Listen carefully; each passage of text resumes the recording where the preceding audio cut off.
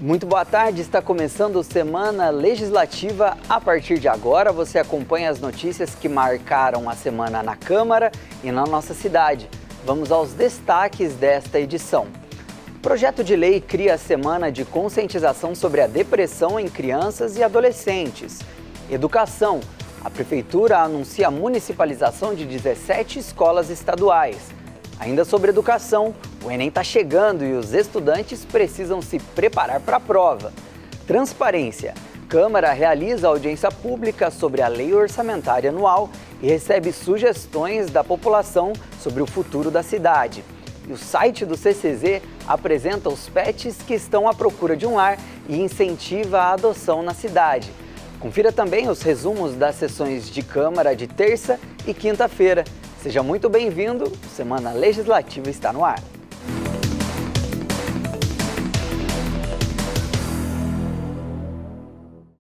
E para começar, vamos ver o que foi discutido pelos vereadores na sessão de Câmara desta quinta-feira. Na 67ª sessão, os vereadores aprovaram 6 projetos de lei. Um deles, de autoria do vereador Marcão da Academia, autoriza a Prefeitura a firmar parceria com o governo federal para ampliar o horário de atendimento ao público nas unidades básicas de saúde. A proposta é facilitar o acesso por parte da população que trabalha em horário comercial. Outro projeto aprovado, esse de autoria do Poder Executivo, altera a base de cálculo do ISSQN, o Imposto sobre Serviços de Qualquer Natureza, que passa a levar em conta o Índice de Custo Unitário Básico, elaborado pelo Sindicato Estadual da Indústria da Construção Civil, o Sinduscom. O projeto modifica a Lei de Declaração Tributária de Conclusão de Obra, que deve ser preenchida em caso de construção, demolição, reparação, conservação ou reforma de edifício. Esse documento é indispensável para a expedição do habite-se. Os vereadores também aprovaram, com 2 votos contrários, as contas da Prefeitura referentes ao ano de 2015. Os demais projetos aprovados se referem à denominação de ruas em homenagem a moradores de São José já falecidos. No grande expediente, o vereador Dr. José Cláudio falou sobre as eleições deste ano e parabenizou os servidores públicos pelo seu dia, celebrado em 28 de outubro. Quem precisa cuidar de um filho ou um parente acamado ou deficiente sabe das dificuldades. Muitas vezes esses familiares abrem mão até mesmo de trabalhar para cuidar desse ente querido. Por conta disso, o Congresso Federal deve apreciar um projeto que garante um salário mínimo mensal ao responsável legal de uma pessoa com deficiências mais graves ou doenças incapacitantes. A proposta ainda está em fase de tramitação, mas nós conversamos com especialistas para saber como essa proposta pode beneficiar quem passa por essa situação. Um novo projeto de lei em tramitação na Câmara dos Deputados tem como objetivo conceder o benefício de um salário mínimo mensal ao responsável legal de uma pessoa com deficiência moderada ou grave ou também com algum tipo de doença rara incapacitante. A ideia deste projeto é garantir maior qualidade de vida para essas famílias, que muitas vezes não possuem fonte de renda, como explica Silvia Mirtes Bernardes, presidente da APPD, a Associação das Pessoas Portadoras de Deficiência de São José dos Campos.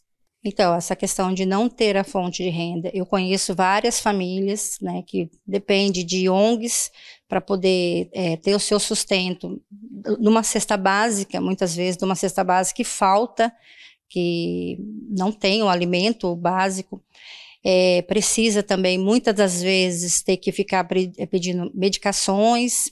O projeto de lei do auxílio financeiro ao responsável legal de pessoa com deficiência prevê este benefício para famílias que tenham renda familiar per capita de até meio salário mínimo mensal, com prioridade para que as mães o recebam caso a lei venha a ser aprovada. A Constituição Federal, ela traz para o Estado esse dever com o povo. Ou seja, o deficiente é responsabilidade também do Estado. Então, quando nós falamos de salário, de remuneração, nós estamos falando mais uma vez de dignidade. E uma mãe e um pai que deixe e renuncie à sua vida não é por salário, não é por remuneração, é por amor, né? Quando nós falamos de pessoa com deficiência e todas as alternativas e possibilidades de elevação da qualidade de vida e também da dignidade da pessoa humana, dessas crianças e desses pais, são projetos positivos. Na Câmara Municipal de São José, o vereador Rafael Pascucci, membro da Comissão de Justiça, Redação e Direitos Humanos, explica de que forma o poder público pode atuar em prol da população em situações de vulnerabilidade, trabalhando em políticas públicas que possam atender a quem mais precisa.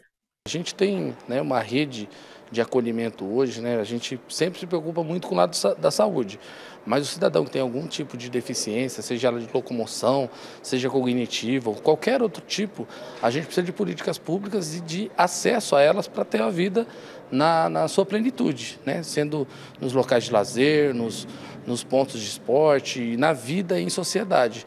Então acho que isso é muito importante, a gente pensar, ouvir e trazer essas políticas públicas para serem efetivas na nossa sociedade. Para a presidente da APPD, esse projeto, que agora está em análise pelas comissões da Câmara dos Deputados, processo que antecede a votação na Câmara, seria um benefício de grande auxílio para muitas famílias que muitas vezes precisam abdicar de estudos e trabalho para cuidar de uma pessoa com deficiência em casa. Então, ela tendo uma condição de vida melhor, o cuidador tendo essa condição de vida melhor, ele vai automaticamente passar para o deficiente. Ele vai ter mais como ter cuidado com essa pessoa que precisa, que necessita. Então, precisamos estar com a mente sadia, o corpo sadio, a alimentação sadia, e tudo isso gera o quê? Gera custos. Precisamos do benefício por essa questão. Então, seria, assim, maravilhoso se isso acontecesse. E falta menos de um mês para as provas do Enem. E quem sonha com uma vaga em universidade pública, agora está na reta final de preparação. Se você é um dos mais de 3 milhões de inscritos para fazer as provas, então eu chamo sua atenção, porque vamos te apresentar algumas dicas para se dar bem no exame e também mostrar como o trabalho de voluntários pode ser fundamental para ajudar nos estudos de quem não pode pagar por um cursinho particular. O Cauã tem 19 anos e quer fazer medicina. É um aluno dedicado, atencioso nas aulas e está estudando horas todos os dias.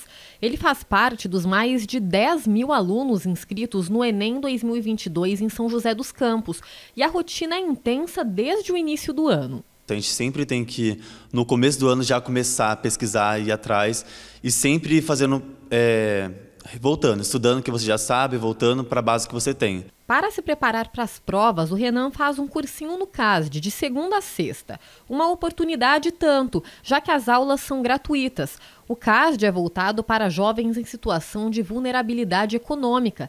E o Cauã fala da importância desse reforço para aqueles que não poderiam pagar por um cursinho pré-vestibular. Essa iniciativa do CASD, dos alunos do ITA, é uma iniciativa que tem que crescer ainda mais em São José. Hoje a gente tem um grande número de alunos no CASD, mas muitas pessoas não conseguem entrar ainda assim. Então tem um déficit de educação que a gente precisa superar.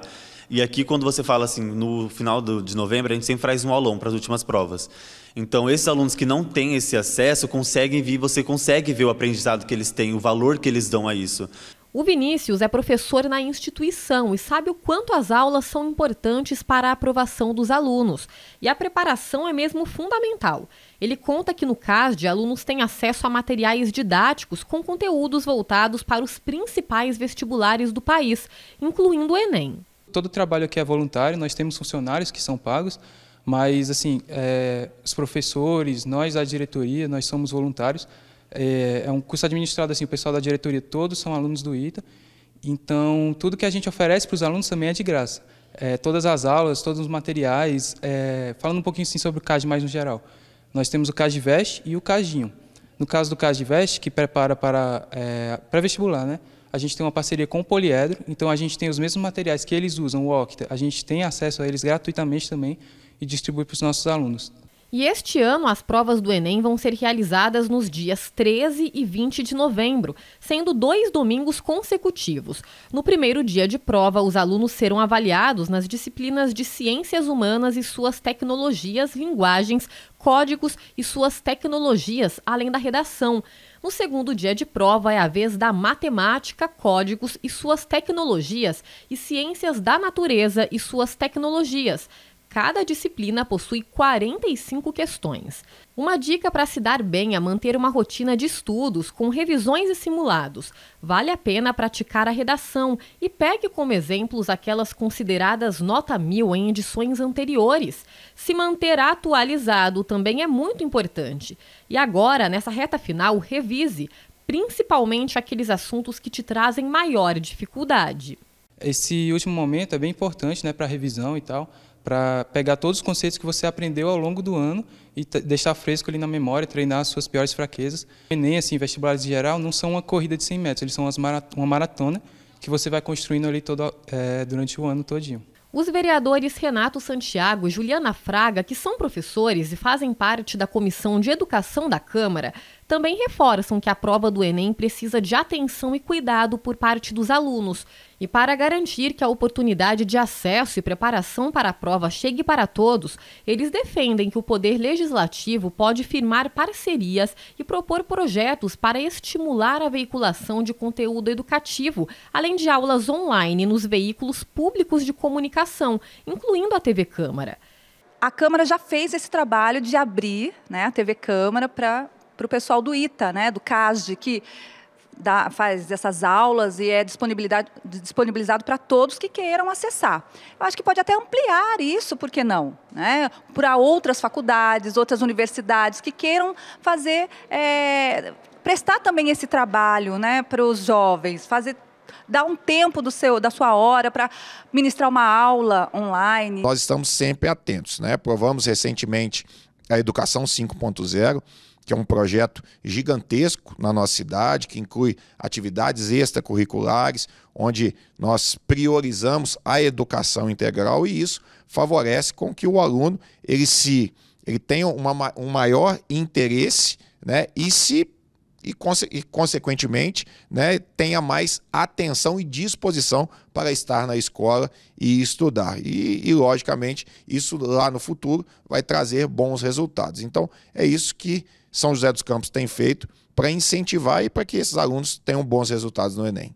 E lembra do Vinícius e do Cauã? Então preste bem atenção nos conselhos de professor e de aluno que está vivendo diariamente a pressão e ansiedade deste momento de decisões. Confie em vocês, assim, porque um ano é muita coisa, vocês se dedicaram bastante, podem ter certeza que vocês agora não são a mesma pessoa que vocês eram quando começaram a estudar, vocês evoluíram bastante, tanto academicamente quanto como pessoa. Não pode desistir. Por mais que eu me sinto muito mal, às vezes eu falo, poxa, eu poderia estar me estudando mais, poderia estar dando mais de mim, mas só de eu estar me entregando naquele momento, eu já penso, tá legal, eu consigo, eu posso fazer melhor, e vai levando um dia cada vez. E no próximo bloco a gente continua falando sobre as nossas crianças e adolescentes, mas especificamente sobre a saúde emocional deles agora. Também vamos ver as informações sobre a municipalização de algumas escolas estaduais. Não saia daí, que a gente volta já.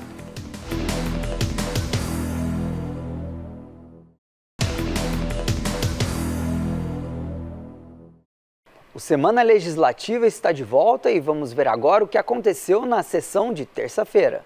Durante a 66ª sessão do ano, os parlamentares apreciaram uma série de documentos entre requerimentos, indicações e moções. Desses pedidos estavam solicitações realizadas pelos parlamentares à Prefeitura para que o município realize serviços de manutenção pública na cidade, como podas de árvores, troca de lâmpadas, limpeza pública, tapa-buraco e ronda policial em alguns bairros. Já durante o pinga-fogo, momento em que os parlamentares debatem assuntos de interesse público no plenário, os principais temas abordados foram a fiscalização, saúde, esporte, educação, assistência social, regularização fundiária e o cenário político pré-segundo turno das eleições. O vereador Marcelo Garcia apresentou aos vereadores o projeto Social Lucas, realizado pela Igreja do Evangelho Quadrangular, que oferece atendimentos itinerantes odontológicos e de saúde para pessoas de comunidades carentes. Ainda no assunto da saúde, a vereadora Dulce Rita reforçou a importância de garantir o acesso às consultas médicas nas unidades básicas de saúde. O depoimento de um morador foi apresentado em plenário.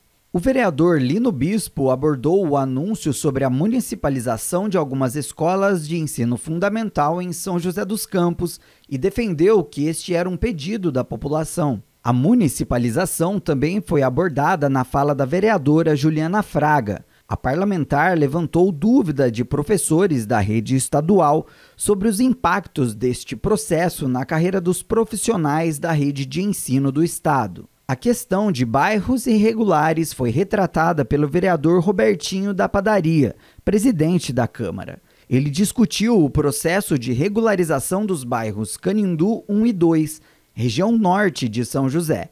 Robertinho também comentou sobre ameaças que recebeu de um morador que reivindica a regularização desses bairros.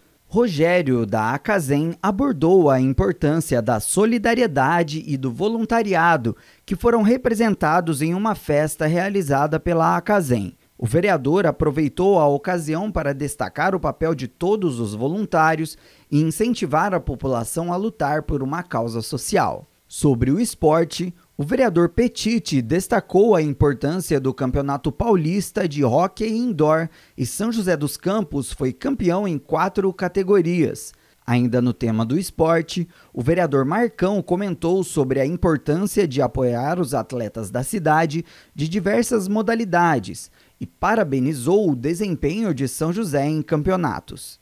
A vereadora Amélia foi à tribuna para destacar a conquista da democracia, do direito ao voto e da liberdade de imprensa e fez uma alusão ao período eleitoral brasileiro. Já a polarização das eleições foi o assunto levantado pelo vereador Dr. José Cláudio, que apresentou vídeos em plenário. Ainda durante a sessão, os vereadores receberam uma comissão de professores estaduais que comentaram sobre os impactos da municipalização de 17 escolas para a categoria.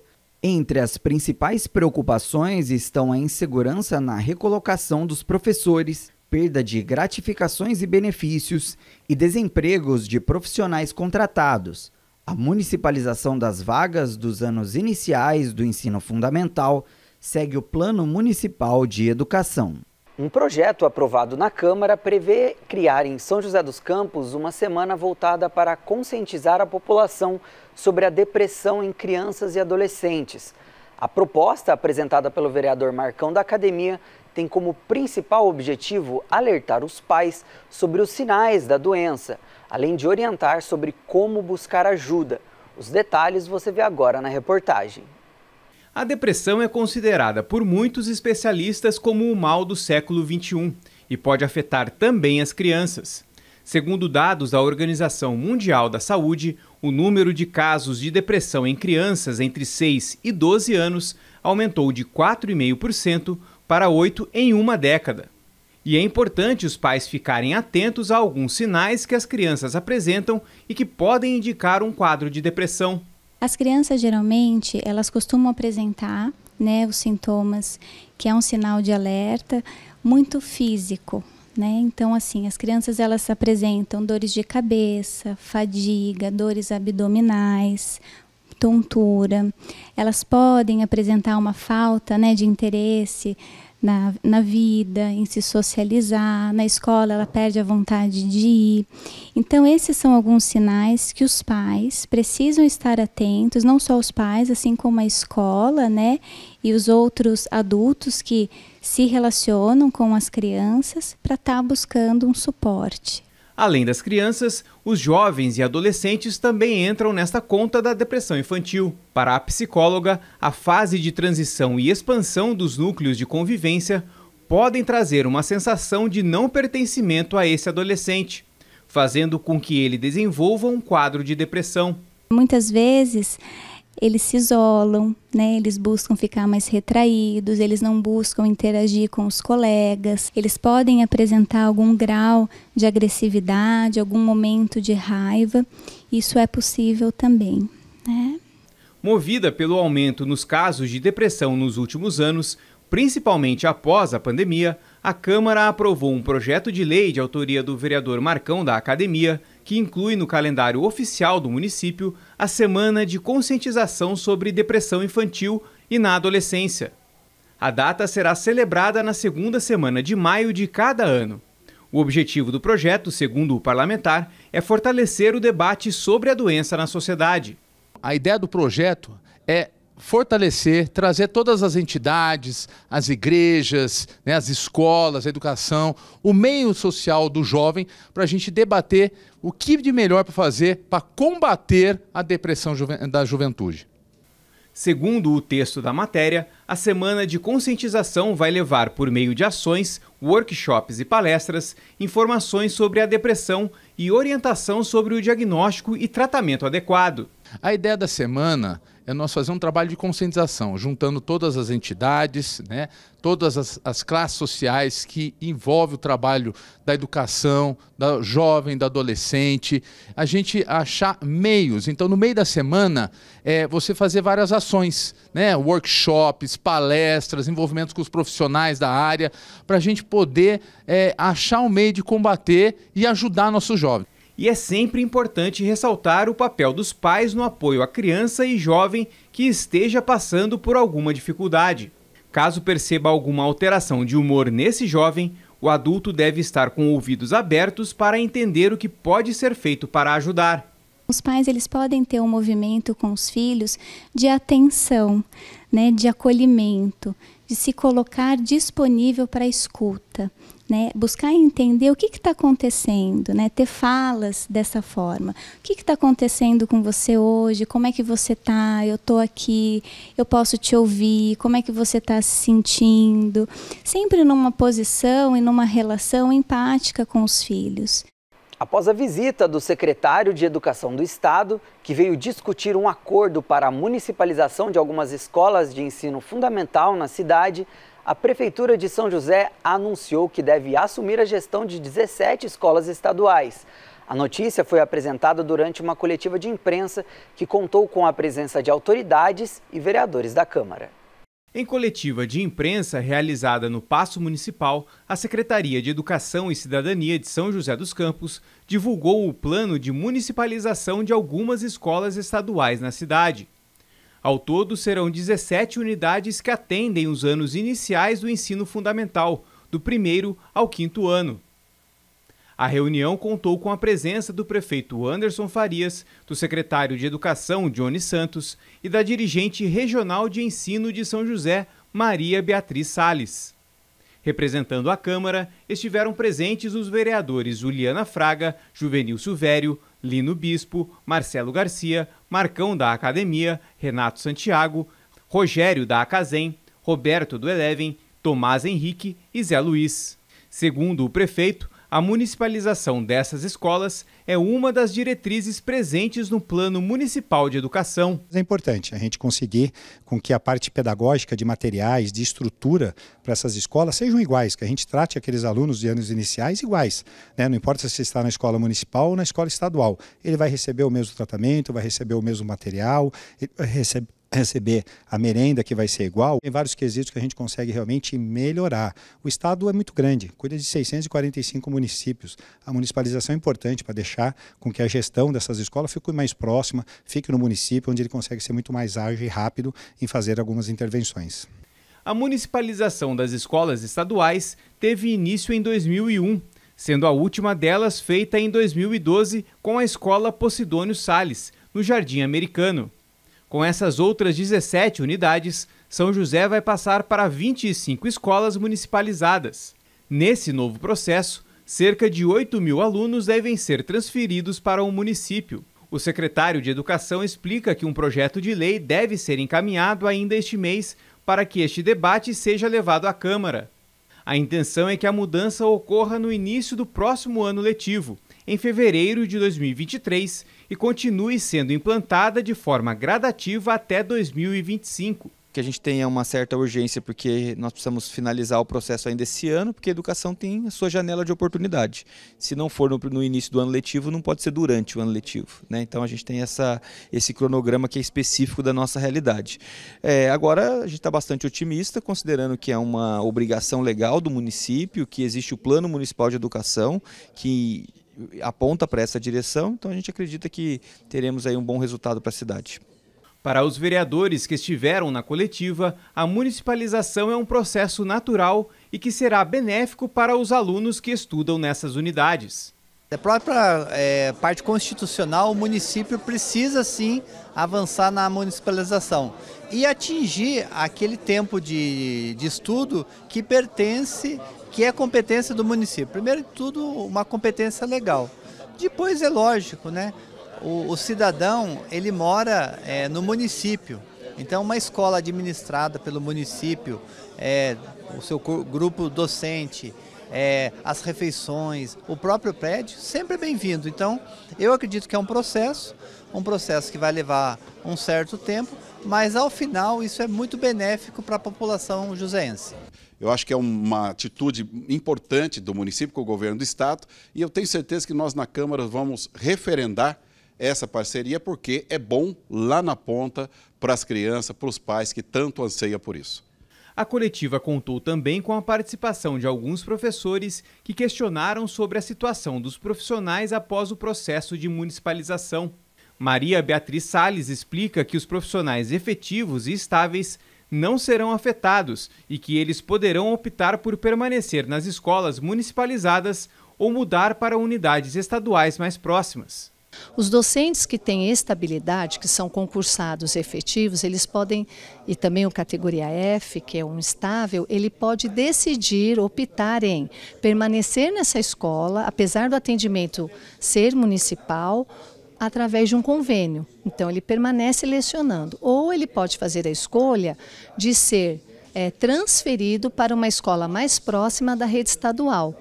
Nós ainda teremos na rede estadual 24 escolas que oferecem anos iniciais, portanto, existem vagas para esses professores da rede estadual. Segundo os parlamentares, a situação desses professores deve ser conversada durante a discussão do projeto em plenário na Câmara. Então, é um problema que a gente entende, é um problema que nós vamos ter que debruçar dentro desse projeto de lei, dentro da transição, para achar o melhor caminho. É claro que talvez nem tudo se dê para fazer, mas o que for possível fazer dentro da legalidade, tanto o município como o estado, acho que vão fazer sim. Eu tive com os professores aqui mesmo na prefeitura, após o anúncio do prefeito, a fala do prefeito, eles estavam manifestando e eu fui lá, dei atenção, tá certo? E disse a eles que vamos conversar com o prefeito, eles vão ver uma comissão lá e a gente vai participar dessa reunião, onde o prefeito vai tirar todas as dúvidas e detalhar para eles esse projeto da municipalização dessas escolas. E no último bloco você vai ver como está a adoção dos pets através do site do CCZ e confere também como foi a audiência pública sobre a LOA, a Lei Orçamentária Anual. Não saia daí.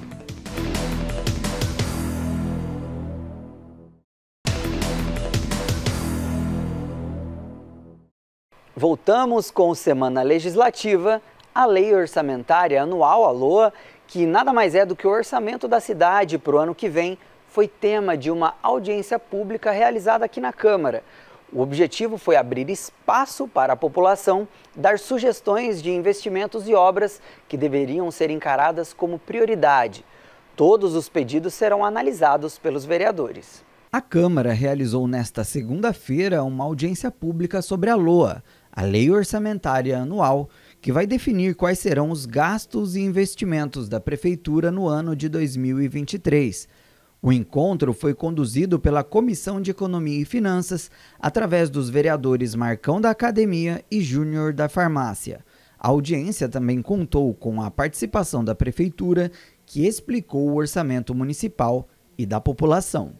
E o objetivo do encontro foi justamente ouvir os moradores no processo de análise da proposta. Dessa forma, a Câmara abriu espaço para que a comunidade pudesse contribuir com sugestões. Um morador utilizou o espaço para solicitar obras de melhorias na região sul. Ele relatou que a rua Ipiranga, no bairro Jardim Satélite, sofre com enchentes e também apontou problemas de assoreamento no córrego Senhorinha. Mas nós temos enchentes que chegam a 50 centímetros, né, de altura, e isso invade carro, invade casas, né? A gente tem constantes prejuízos ali na rua Iporanga, ali no Jardim Satélite, próximo à Avenida Iguape. Nós tivemos uma grande reforma da galeria de água pluvial ali, mas infelizmente não foi suficiente para resolver esse problema da Iporanga. O córrego Senhorinha, em diversos pontos, ele está tendo ali um assoreamento, né? E esse assoreamento está derrubando nossas árvores, e as árvores estão entalando ali naquela passagem sob a Dutra, né? Onde há enchentes, inclusive há ali a nova ponte da linha verde, né? Que possivelmente podemos ter problemas ali com essas árvores que param ali. A Câmara participa da construção do projeto por meio das audiências públicas e também do hot site da LOA, no qual a população pode contribuir com indicações de obras e investimentos. A LOA, Lei Orçamentária Anual, é suma importância para a nossa cidade. A Câmara ela tem que participar, ela participa abrindo audiências públicas, trazendo a população, tanto presente como online, que você pode entrar no site da Câmara e também registrar a sua solicitação. Então ela vem e traz até nós onde que a gente pode direcionar realmente o orçamento para o próximo ano. De acordo com a proposta base da LOA para 2023, São José dos Campos prevê um orçamento de aproximadamente 3,9 bilhões de reais. As áreas que devem ficar com a maior parte são a educação e a saúde, mas todas as secretarias recebem uma porcentagem desse valor e a população também pode sugerir investimentos específicos. A Prefeitura fez ao longo de 2022, principalmente a partir do segundo semestre, 7 audiências públicas, onde nós obtivemos ali 169 pedidos, sugestões, serviços, obras e programas municipais. Agora, com essa audiência aqui, tivemos mais um pedido e está disponível no site da Câmara até o dia 27, para que a população possa fazer mais um pedido, mais alguma sugestão que ainda não tenha tido oportunidade de fazer. A Prefeitura, então, encaminha esses pedidos para a equipe técnica e a equipe técnica faz essa avaliação e nós respondemos à Comissão de Economia e Finanças para que a comissão possa fazer a sua avaliação. E depois que todas as sugestões forem avaliadas pela Prefeitura, o projeto da LOA será discutido e votado em plenário pelos vereadores. A Comissão nossa de Economia e Finanças vai avaliar todas as solicitações e ainda direcionar mais algumas, se assim for de competência ou se for para a melhoria da nossa cidade, que nós entendermos isso. E, após isso, até o dia 30 de novembro, teremos que votar ela aqui na casa. Quem quer adotar um animalzinho em São José tem um caminho bem mais fácil para realizar esse sonho. Isso porque o CCZ tem uma página na internet dedicada a apresentar os cães e gatos que esperam por um lar. Desde que o portal foi anunciado, muita gente se encantou pelos bichinhos anunciados no site, onde tem foto e uma descrição que revela até os traços de personalidade. Só que é sempre bom lembrar que a adoção é coisa séria e quanto mais pessoas adotam, mais temos que reforçar isso, sobre a importância da adoção consciente. A Patrícia é mãe da Carol, de 3 anos, que foi adotada por meio de uma ONG. Antes de adotar, a Patrícia já sabia o que queria, um cão de porte médio e adulto. Eu vejo sempre os filhotes sendo adotados e muitas vezes os adultos não serem adotados, né? Então as pessoas acham que os cães adultos são mais difíceis de lidar. Não são. Na realidade, eles são cães que sentem um abandono muito grande. E eles são extremamente carentes e, ao mesmo tempo, eles são obedientes. Mas não são todos que pensam igual a Patrícia, portanto, incentivar a adoção é um caminho. Uma lei aprovada na Câmara autoriza a Prefeitura a divulgar em seu site oficial os animais disponíveis para adoção no Centro de Controle de Zoonoses de São José. De acordo com a lei, devem constar na página um número atualizado de animais no Centro de Controle de Zoonoses e horário de funcionamento do CCZ, além da quantidade de animais adotados nos últimos 3 meses e o telefone com contato do responsável pelas adoções.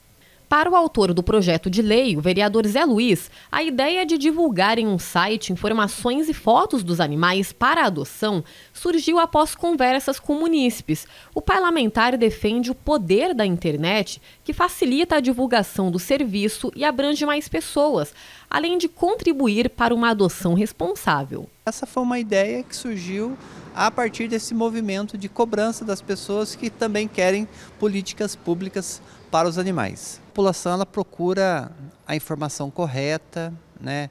A informação que a gente chama de oficial. Então, quando você tem isso num site, num local oficial, dá muito mais segurança para as pessoas. Então, eu creio que o bom desse projeto é isso.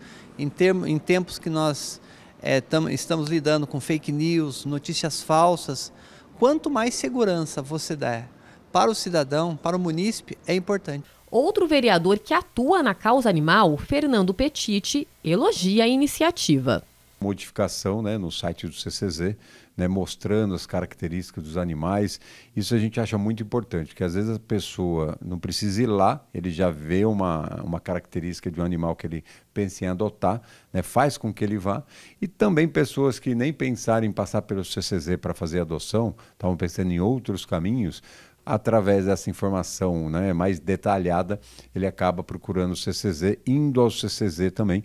A Carol é veterinária do CCZ e acredita que a ferramenta é atrativa para os futuros pais de pets e explica como navegar pela aba. No site, você entra na aba Quero Adotar, né, Adote um Pet, e lá vai ter fotinho de todos os animaizinhos nossos. Você pode pôr o filtro para escolher se quer cão ou gatinho, e macho ou fêmea. Aí você vê as fotos, você escolhe pela foto e clicando na foto do animal, já aparece uma biografia do animalzinho. Como ele chegou aqui, qual é o histórico dele, o que ele vem enfrentando, porque a gente tem alguns animais especiais também. E lembra da Patrícia? Ela deixa um depoimento bem bonito. Para ela, não importam as condições e circunstâncias, o animal quer estar junto de seu dono. O animal, ele não está preocupado com o espaço, ele quer o dono perto. Ele pode morar num lugar mínimo, ele quer o dono perto. E a TV Câmara completou uma semana no ar em TV aberta. Nós estamos muito felizes de poder levar informação para cada vez mais pessoas aqui da nossa cidade. Eu gostaria de te lembrar que tem muita novidade na nossa programação, que agora é 24 horas. Dá só uma olhada. 12.3. Anota o número desse canal e não esquece, porque é assim que você vai acompanhar a TV Câmara em canal aberto. E nossa estreia foi muito especial, com transmissão ao vivo lá do plenário. A nossa repórter Daniela Rivas foi quem apresentou o nosso trabalho e convidou o público a conhecer a história da TV Câmara em uma reportagem especial. Além do histórico da emissora, que está há 9 anos no ar, mas antes só em canal fechado, a transmissão especial para a chegada no sinal aberto também contou com links ao vivo mostrando um pouco dos bastidores da Câmara.